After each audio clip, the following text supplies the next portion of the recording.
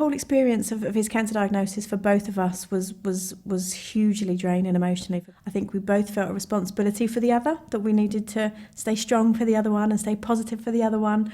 But equally, we both needed somewhere to share when we were really struggling with the realities of what we were dealing with day to day and what we were facing longer term. By leaning on each other, he wasn't keen to receive any support outside of me. I think he was quite a proud man and was quite vulnerable, which put, I think, a lot of burden on me as his carer, which I was happy to receive and do that for him, and I'm very proud I was able to.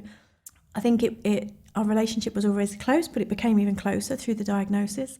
I think for me as his carer, being honest, I think I probably just kept going and kept busy with the practical physical demands of looking after him, looking after the household. I hadn't heard of kidney cancer before. If I'd have thought about it, you can get cancer in most things, but no, I didn't know anybody that had kidney cancer. When we were first diagnosed, they said it was going to be dealt with and kind of don't worry about it. Second time, that was a whole new ball game. And someone came, there's no treatment, he's on palliative care, and sort of said you'll be referred to oncology. But we went to oncology. We've got a wonderful oncologist, and she says, I'm going to start you on something now. That's my recommendation. And he's been here ever since. Life's got better since then. That was the lowest.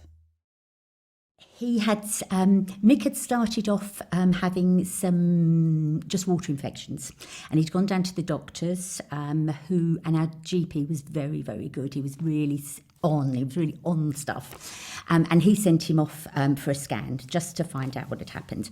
So when it came back that he had got kidney cancer, it was a huge shock.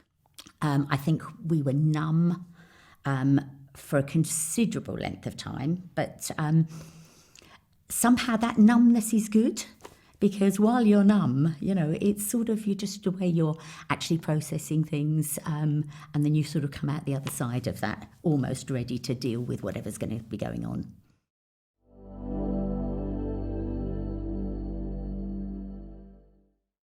I was on Facebook with an old school friend, and it turned out that she had kidney cancer. And I said if she wanted to ask Martin any questions, I'm sure he would answer them. And she said, no, I'm on with KCSN. And I put Martin onto it. And it supported me, knowing that Martin had this private group. He could offload any heavy stuff. I can be there to support him with everything else, but the things he needed to know, he found out through that. But talking to family was definitely important for us, and what we did longer term, I found it useful to act as his carer, to also act as his sort of gatekeeper, because he could get quite overwhelmed with all the well-wishing family and friends. And I tended to sort of send out email updates to everybody who was concerned about him, so that I could say, just to let you know, this is how he's feeling this week, not feeling too great from treatment, but looking forward to seeing you soon, to try and manage that for him, because it could be a bit overwhelming to have lots of visitors asking the same questions, and it would tire him out quite a bit. And that worked quite well in terms of people felt involved and they knew what was happening and not excluded. And what we did generally, as I say, was support each other, allow each other to have good days and bad days, and not feel bad if one of us was really struggling with the reality of it, and find a way to cheer ourselves up as best we could. That I take pen and paper along because he doesn't remember when we come out exactly what's been said. And I'm just writing down sort of the size of the tumour, if there's a spread, keynotes.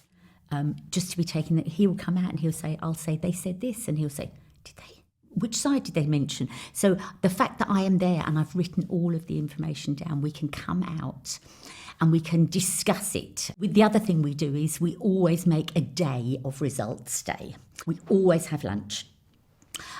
So whether it's good news or bad news, we come out of the hospital and it gives us a bit of scaffolding for the day.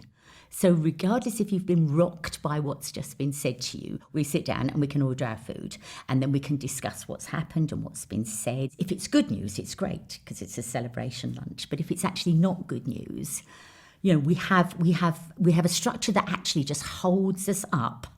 So again, to set up those routines for us as a family, it just works really well. You just have to live around this. You have to live through it and around it and not let it change your life because there's still a lot of living to do. At the beginning, I think, with diagnosis, you sort of think, oh my God, you know, you're going to be on a route straight to the end. But it isn't like that. Every bit of bad news, something else pops up and there's another little positive thing. And it's just, affect so many people, all types of cancers. So you just have to carry on living and laugh every day and not let it change you and your life.